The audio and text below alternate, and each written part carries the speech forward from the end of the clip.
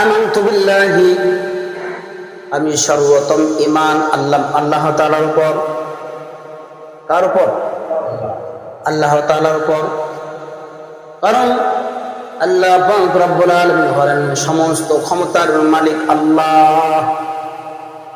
জনগণ ক্ষমতার মালিক না, জনগণ হলো মাখলুক, আল্লাহ পাক হলেন খালেক।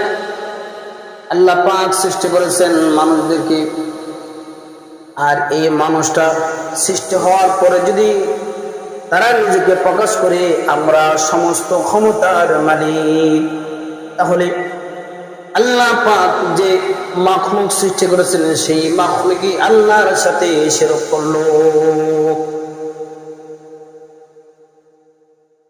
সমস্ত ক্ষমতার মালিক আল্লাহ, সমস্ত ক্ষমতার মালিক আল্লাহ। আর আল্লাহ বলেন তাবারাকাল্লাযী বিয়াদিহিল মুলক, তাবারাকাল্লাযী বিয়াদিহিল মুলক ওয়া হুয়া আলা কুল্লি শাইইন কাদির। এই জমিনে যারাই বলেন সমস্ত ক্ষমতার উৎস হলো জনগণ, তারা আল্লাহর সাথে শিরক করেছে, তারা আল্লাহর সাথে শিরক করেছে। আর আল্লাহর সাথে যারা শিরক করে তারা কখনো মুসলমান হতে পারে না, তাদের মুসলমানিত্ব থাকে না। আল্লাহর সাথে যারা শিরক করে তাদেরকে তওবা করতে হবে, তওবায়ে নাসুহা করতে হবে, ইস্তিগফার করতে হবে, আল্লাহর কাছে মাফ চাইতে হবে। যে রাজনীতিবিদরা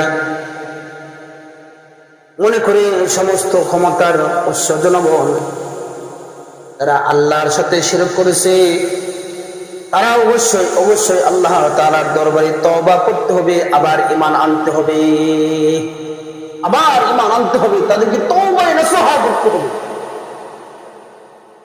বন্ধুরা আমার, ভাইরা আমার, আল্লাহর এই দ্বীনের মধ্যে, আল্লাহর এই দ্বীনের মধ্যে ক্ষমতা থাকবে একমাত্র আল্লাহ তাআলার।